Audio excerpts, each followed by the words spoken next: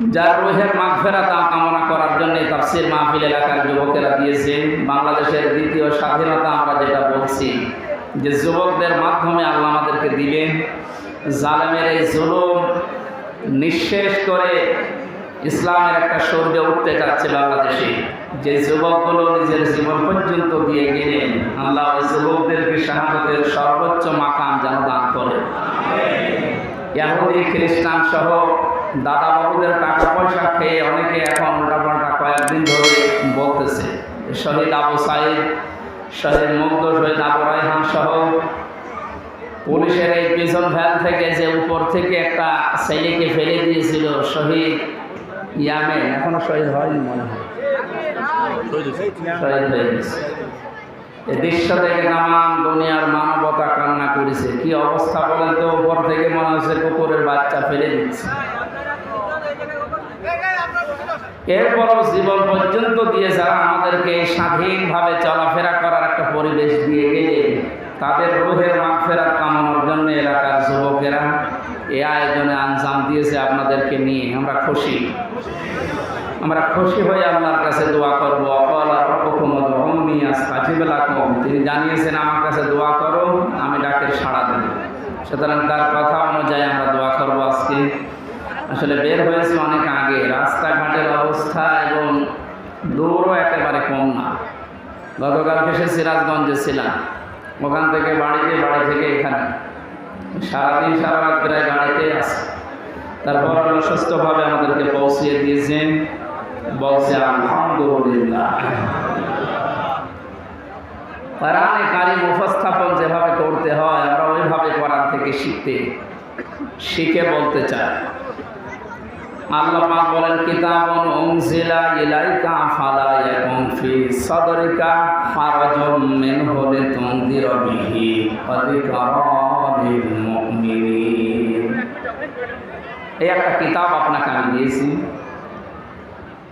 একটু আওয়াজ বাদ দিন। কোরআনের কথা আরম্ভ হলে কথা বলা জায়েজ নেই, চুপ করে থাকা এবং শোনা দুইটাই ওয়াজিব। দুইটাই কি? সুতরাং আপনি ওয়াজিব তরক করলে বেতের নাম ছেড়ে দিলে যেমন গোনা হয়, এখানে এখন কথা বললে অন্তত যতক্ষণ কোরআন আমি চালাবো এবং যদি না শোনেন আপনার গোনা হবে। ওয়াজিব তরক করার এই জন্য একেবারে নীরব নিস্তব্ধ হয়ে যায়। পৃথিবীতে কিতাব, এই যে কিতাবুন, এই একটাই মাত্র কিতাব আল্লাহ তার নাম দিয়েছেন কোরআনে কারীম। পৃথিবীতে অন্য যা আছে এগুলো কিতাব নয়, কিতাবের ব্যাখ্যা। এগুলো কি? কারণ একটা কিতাব ফেরেশতারা চেনে, পৃথিবীর কোনো কিতাব আর ফেরেশতারা চেনে না। আমরা এখন এই দেশে, বিশেষ করে বাংলাদেশ, ভারত, পাকিস্তান, এই তিনটা দেশে যারা দায়ী আল্লাহর কাজ করি, অধিকাংশগুলো টেনে বলে যে যেদিকে আছে ওই দিকে টেনে নিয়ে যায় না। কোরআন কিভাবে প্রচার করা লাগে আল্লাহ এই আয়াতে শিখিয়েছে। আল্লাহ তাআলা বলেন কিতাবুন, এই একটা মাত্র কিতাব, উনজিলা ইলাইকা, যেটা আপনার প্রতি আমি নাযিল করেছি। তাহলে এই আয়াত দ্বারা বোঝা যায় পৃথিবীতে কিতাব আল্লাহ পাঠিয়েছেন শুধুমাত্র একটা। আর এখন দুনিয়া যত আছে এগুলো আর কিতাব নয়, কিতাবের ব্যাখ্যা। কি বলেন তো? এ পর্যন্ত শেষ না, আমি যে কথা বলি ওখান থেকে একটা শিক্ষা নিয়ে আসি, নিরপেক্ষ দৃষ্টি নিয়ে আপনি দেখবেন। কিতাব আল্লাহ বললেন কয়টা বলেন তো? সবাই বলেন। রাসূলুল্লাহকে আল্লাহ আদেশ দিচ্ছেন, ইয়া আইয়ুহার রাসূল বাল্লিগ মা উনজিলা ইলাইকা মির রাব্বিক। হে নবী, আপনাকে আমি যে কিতাব দিয়েছি ওই কিতাব, আপনার প্রতি যেটা আমি নাজিল করেছি ওইটা আপনি বাল্লিগ, তাবলীগ করেন, প্রচার করেন, ওটা মানুষের ভেতরে পৌঁছিয়ে দেন। এই আয়াত আর এই আয়াত, এই দুইটা সামনে রাখলে এক বাক্যে বলা যাচ্ছে আল্লাহর পক্ষ থেকে আমাদের কাছে যেটা এসেছে তার নাম কোরআন শরীফ। বলেন কি? ওয়াইল্লাম তাফআল ফামা বাল্লাগতা রিসালাতা। আপনি যদি কোরআনের তাবলীগ না করেন, কোরআন প্রচার না করেন, কোরআনের প্রসার না ঘটান, রিসালাতের যে বিশাল দায়িত্ব নিয়ে আপনাকে আমি পাঠিয়েছিলাম ওটা আপনি পালনই করেননি। আমি জানি কোরআন প্রচার করতে গিয়ে বহু সমস্যার সম্মুখীন হবেন, বাধা আসবে, যেটাই 17 বছর আমি পেলাম। এই যশোরে কতদিন পর্যন্ত আমারে আসতে দেয়নি। কিছুদিন আগেও যিনি দায়িত্বে ছিলেন, আল্লাহর একটা অভিশপ্ত বান্দা, এই মলয় কুমার না পলয় কুমার, কি নাম জানো, এদের নাম বলা তো দুষ্কার। বহু তাফসীর মাহফিলে যশোরে আমির হামজা নাম দেখলে 144 ধারা দিয়ে দিত। এখন আল্লাহ ওরে 144 ধারা দিয়েছে। ওরা যদি সত্যিই কেউ পায় পিটিয়ে বের ফেলে। আমি 3 বছর ছিলাম জেলখানা, রিমান্ডে যতদিন ছিলাম, এই খুলনার এক, আমি নাম নিতে ওদের ঘৃণা করি, কি শেখ লাগানো আছে আগে আর পরে, যাই হোক এ আসল শেখ না, এই চাকরি নেওয়ার জন্য আর এই পদ বাড়ানোর জন্য শেখ লাগিয়েছে। খুলনার ফুলতলা এলাকায় বাড়ি। এই লোকটা রিমান্ডে ঝামেলা করেছিল। আল্লামা দেলাওয়ার হোসেন সাইদি রহমতুল্লাহ আলাইহি ওনার কণ্ঠ আর একটা যুবতী মেয়ে লোকের কণ্ঠ লাগিয়ে, দুই দিকে কণ্ঠ লাগিয়ে কিভাবে কি উল্টাপাল্টা কথা, যেগুলো শুনলেও ঘৃণা লাগে। মানে স্বামী স্ত্রী যা বলে বিছানায়, এরকম কিছু কথা প্রায় 8-10 মিনিট রেকর্ড করে আমার রিমান্ডে শোনাচ্ছে। এই দেখেন আপনার বড় হুজুর কি বলছে। আমার মনে হয় শয়তান পর্যন্ত বিশ্বাস করবে না, অথচ শয়তানটা বিশ্বাস করে। আমরা যখন মাটির নিচে নিয়েছিল, ওখানে মাঝে মাঝে বলতো, দেখো তোর বড় হুজুরকে আমরা জেলখানায় রেখে দিয়েছি, কেউ কিছু ছিঁড়তে পারে না। এদের মুখের ভাষা দেখেছে। আমি এখন ওদের নামে মামলা দেব, শুধু 1-2টা না। আমারে ধরার পরে বলেছিল, আমরা যা বলতে বলছি যদি না বলেন আপনার নামে 50টা মামলা দেব। এরপর আমার বাবার কাছ থেকে 10 লাখ টাকা নিয়েছে। এই কাউন্টার টেরোরিজমে যারা ছিল ওই সময়, আসাদুজ্জামান, শেখ ইমরান, এরপরে আতিকুর রহমান,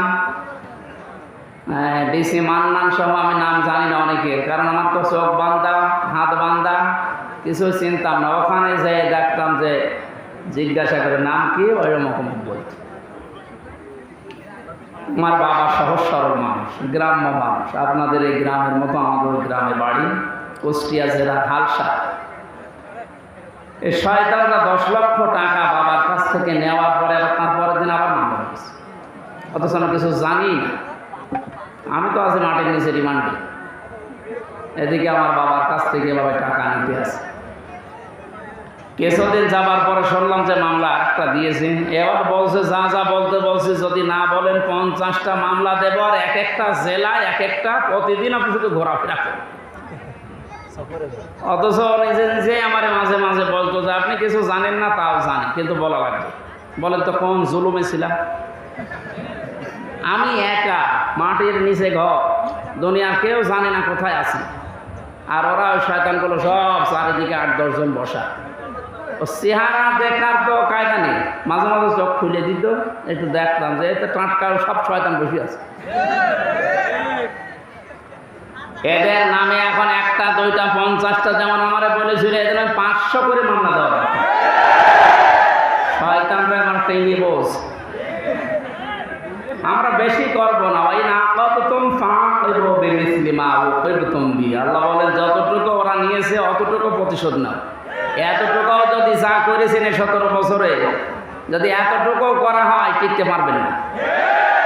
তারপরও আমাদের যিনি দায়িত্বে আছেন আমিরে জামাত, আমাদের মাথার মনে যিনি, ডাক্তার শফিকুর রহমান, ভদ্রলোকের সাথে আমিও 4 দিন ছিলাম জেলখানা, কাশিমপুর কেন্দ্রীয় কারাগারে।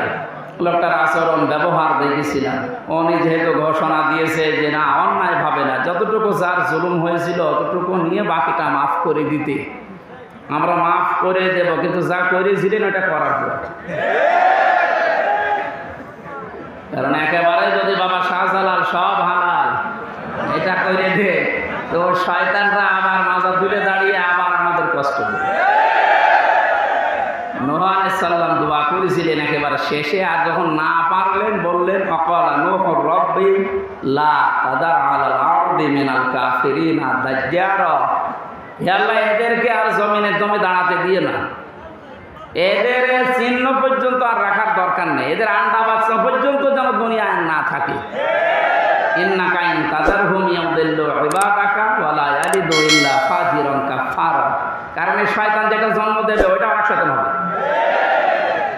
এই জন্য বলছি আল্লাহ রাব্বুল আলামিন নবী যখন দোয়া করতে পেরেছিলেন, আমরা তো সাধারণ মানুষ, ওনাদের মতো ঈমান, তারপর ওনারা বরদোয়া দিয়েছে যে আল্লাহ একটা আন্ডা বাচ্চা পর্যন্ত যেন না থাকে, কারণ থাকলে সেটা শয়তান হবে, ও যেটা জন্মাবে সেটা আরেক শয়তান হবে। ওই দিকে তাকিয়ে বরদোয়া করছি। আপনি যা করেছিলেন ওইটার হিসাব এখন কিন্তু আপনাকে দেওয়া লাগবে। সম্মানিত যশোরবাসী, যারা নিষেধ করতো এই 144 ধারা দিয়ে, আজ তারা কোথায় হারিয়ে গেছে, কত কায়দায় পালানোর চেষ্টা চালাচ্ছে, জনগণ পালাতে দিচ্ছে। দরবেশ বাবা পর্যন্ত দাঁড়ি কেটে নম হয়ে গেছে। শয়তান ওরে দেখে আর ভাবে আল্লাহ তুমি আমার শয়তান বানিয়েছ। এটা তো দেখতে শয়তানের মতো লাগছে এখন, এমনকি প্রশাসন পর্যন্ত ওরা চিনতে পারে না। তখন ওর যে বন্ধু ছিল ওটা আরেক শয়তান। যাই হোক, এই শয়তান নাকি বলে যে আমার একা নেবেন, মানে ওইটা আরেক শয়তান আছে। আর কে ওইটা ওই দরবেশ, দরবেশ তো চেনা যায় না, শেষ পর্যন্ত নিয়ে গেছে দুইজনে। এখন একে ডিম খাচ্ছে উপরে নিচে বিভিন্ন জায়গা, ডিমে জায়গা মতো দেওয়া দরকার। এরা মাটির নিচে আমারে নিয়ে যে নখ তোলে না, এই নখ তুলে নেয় যে সমস্ত জিনিস যেগুলো দেখাচ্ছিল যে এইগুলো দিয়ে আমরা নখ তুলি, আপনারা তুলব। সে যে অসহায় ছিলাম ওই রিমান্ডের ওই 10 দিন, আল্লাহ জানে আর আমি জানি, কারণ দুনিয়া আছে কিনা আমি তো জানি না, কোথায় আছে আমি নিজেও জানি না। যোগাযোগ বিচ্ছিন্ন করে দিয়ে 3টা বছর জেলখানে আমার আলাদাভাবে রাখতো, আমার আর মাওলানা মামুনুল হক রাখতো একেবারে ফাঁসির কন্ডেম সেলের ভেতর, 24 ঘন্টা তালা মারা, কেউ কথা বলতে পারবে। আমার মতো হাজার লক্ষ মানুষের এই দীর্ঘশ্বাস যেটা এখন ফেললাম, এটা একটা দীর্ঘশ্বাস না? এই শ্বাসগুলো আল্লাহর দরবারে কবুল হয়ে গেছে। একেবারে মানে অপরাধ যখন পরিপূর্ণ হয়ে গেছে তখন আল্লাহ ধরেছে একবারে আর ছাড়ে না। আল্লাহ রাব্বুল আলামিন এই যে মানুষগুলোর জন্য কোরআনের কথা বলতে আমরা আসতে পারতাম না, আজকে একেবারে অপেনভাবে বলার মতো সুযোগ দিলে আল্লাহর জমিনে আল্লাহর কথা বলবো 96% মুসলমানের দেশে, মাত্র কয়েকটা মালায়নের কারণে বলতে পারতাম না। ওদের হেদায়েত কামনা করে লাভ নেই। অনেকে বলে যে হুজুর ওদের জন্য দোয়া করেন, ওদের জন্য দোয়া করে হবে না, কারণ আল্লাহু লা ইয়াহদিল কওমাজ জালিমিন, জালেমদেরকে আল্লাহ হেদায়েত দেয় না।